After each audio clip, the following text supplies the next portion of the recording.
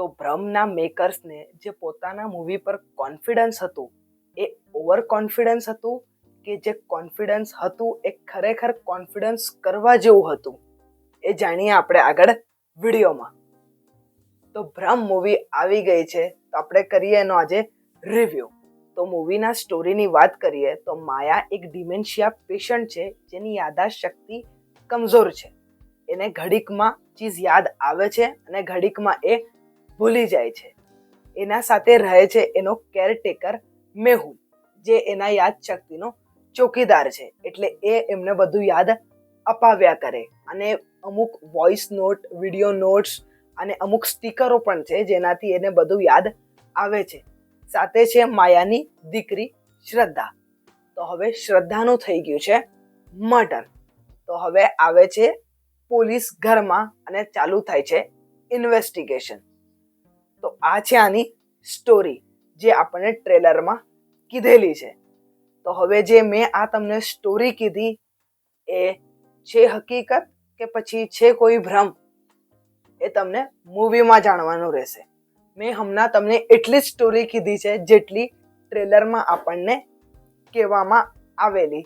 મેં જરા પણ તમને મૂવીનો સ્પોઇલર નથી આપ્યો અને હું કોશિશ કરીશ કે હું તમને એ જરા એટલે જરા પણ ના આપું. તો સૌથી પહેલાં આપણે આના સ્ટોરીની વાત કરીએ તો આની સ્ટોરી સારી છે. સ્પેશિયલી આપણે ગુજરાતી ઇન્ડસ્ટ્રીની વાત કરીએ તો ગુજરાતી ઇન્ડસ્ટ્રીના હિસાબે આની સ્ટોરી ઘણી સારી છે.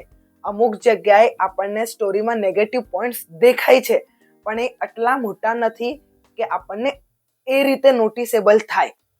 જે છે 2 થી 3 કારણો છે જે મને થોડા નેગેટિવ લાગ્યા, પણ ઓવરઓલ આપણે સ્ટોરીની વાત કરીએ તો સ્ટોરી આની સારી છે. તો આના સ્ટોરીના રાઇટર છે પલ્લવ પારેખ અને આના ડિરેક્ટર પણ છે પલ્લવ પારેખ, જેનું ક્રેડિટ આપવું બહુ જરૂરી છે કારણ કે મૂવી બનાવવા માટે એ સૌથી મેન હતા. તો આના ડિરેક્શન વિશે આપણે વાત કરીએ તો આનું ડિરેક્શન પણ ઘણું જ એટલે ઘણું જ સારું છે.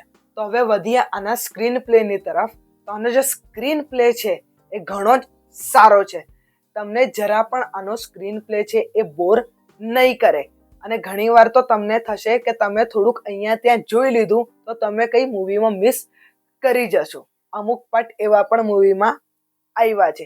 ફર્સ્ટ પાર્ટની વાત કરું તો ફર્સ્ટ પાર્ટ એટલે ફર્સ્ટ હાફ જે છે એનો બિલ્ડઅપમાં જાય છે. 15-20 મિનિટ આપણને માયાનો આખો ડે રૂટીન બતાવવામાં આવે છે જે બધું ઇમ્પોર્ટન્ટ છે મૂવીના બિલ્ડઅપ માટે. ફર્સ્ટ પાર્ટની વાત કરીએ તો એનો સ્ક્રીન પ્લે અહીંયા છે, સેકન્ડ પાર્ટ અહીંયા છે એટલે સેકન્ડ હાફ અહીંયા છે અને એનો જે ક્લાઇમેક્સ છે એકદમ પીક ઉપર જાય છે.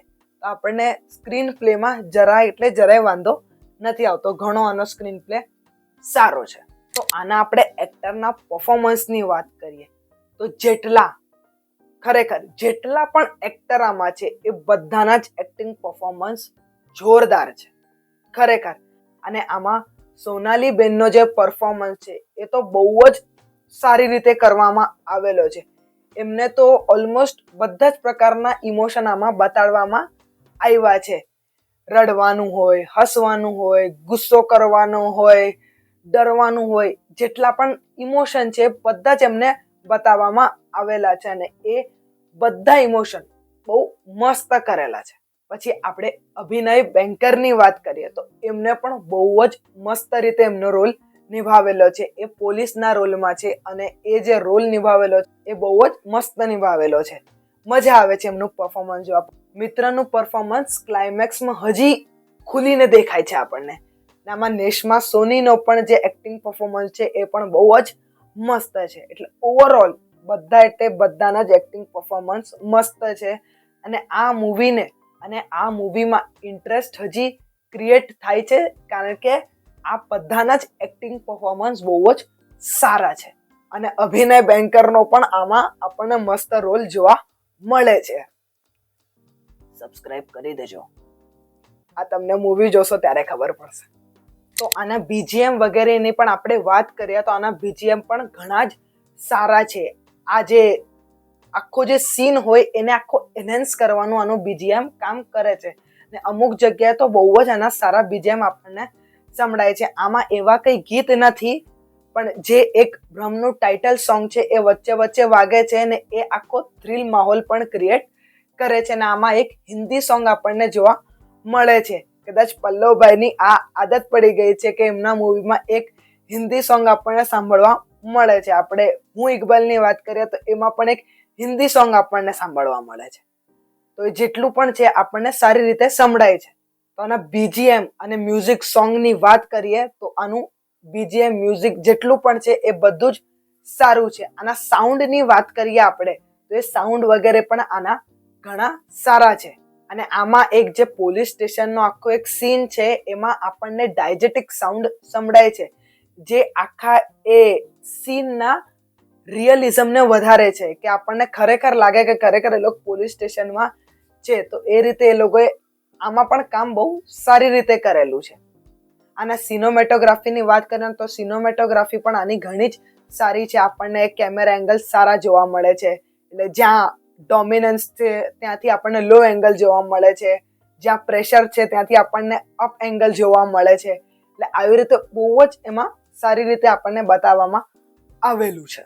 આમાં જે ક્લોઝઅપ શોટ વગેરે પણ છે એ પણ ઘણા સારા રીતે આપણને દેખાઈ રહ્યા છે. તો આના ટેકનિકલ પોઈન્ટની વાત કરીએ તો ઓલમોસ્ટ બધા જ જગ્યાએ આનું ટેકનિકલ પોઈન્ટ આમ સારું વર્ક કરતું દેખાય છે. આપણે કહી શકીએ કે આ ટેકનિકલી સાઉન્ડ મૂવી છે. અને અમુક જગ્યાએ ટેકનિકલ પોઈન્ટ્સમાં આ લોકોએ ઝીણી ઝીણી વાત પર પણ ધ્યાન રાખ્યું છે. જ્યારે આપણને વોઇસ નોટ બતાવવામાં આવે, જ્યારે ફોટાઓ બતાડવામાં આવે તો એનાથી હજી રિયલિઝમ થોડું વધી જાય. પછી આમાં જે નોટ્સ બતાવેલા, વોઇસ નોટ્સ, એમાં આપણને જે વેવ બતાવવામાં આવેલા, વેવ ફોર્મેટ, એ પણ ઓડિયો સાથે પરફેક્ટલી સિંક થઈ રહ્યા હતા. એટલે જેવી રીતે વેવ ફોર્મ જઈ રહ્યા હોય એ રીતે જ આપણને ઓડિયો સંભળાઈ રહ્યો હતો.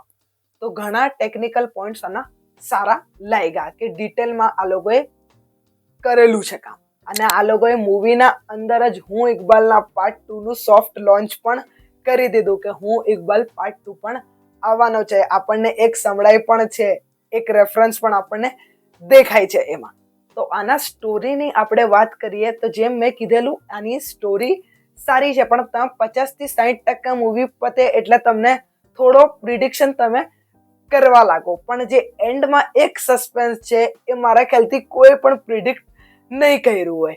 એ સસ્પેન્સ ઘણું જ સારું છે. એમ નથી કે તમે એ સસ્પેન્સ સાંભળીને એકદમ શોકમાં વયા જાઓ કે બાપ રે શું છે, પણ એ સસ્પેન્સ ઘણું જ સારું છે જે કોઈ વિચાર્યું પણ નહીં હોય. તો ઓવરઓલ હું મૂવીની વાત કરું તો આ એક સારી મર્ડર મિસ્ટ્રી મૂવી છે. અને સ્પેશિયલી ગુજરાતી ઇન્ડસ્ટ્રી માટે. કદાચ હિન્દીમાં આવી ઘણી બધી આપણે જોઈ છે, પણ ગુજરાતી માટે આ એક સારી છે. આપણે આખા ફેમિલી સાથે જોઈ શકીએ. અગર જો તમને murder mystery, suspense, thriller movie ગમતી હોય તો આ તમને ગમશે. આ ફેમિલી સાથે જોવાય એવી મૂવી છે. એવું કંઈ પણ સીન કે શબ્દો યુઝ નથી કરેલા જે ફેમિલી સાથે જોવામાં આપણને અનકમ્ફર્ટેબલ ફીલ કરે. હા, તો મને જે નેગેટિવ પોઈન્ટ આમાં લાગ્યા એ હતા કે 2-3 સવાલ આપણા મગજમાં રહે છે અને જે અનઆન્સર્ડ રહે છે. જો તમે એકદમ મૂવીને ડિટેલમાં જો તો તમને 2-3 સવાલ એવા લાગશે કે હા, એનો જવાબ હજી આપણને નથી મળ્યો, ને એનો જવાબ મૂવી જોયા પછી પણ મગજમાં ફર્યા કરે કે શું હશે શું હશે.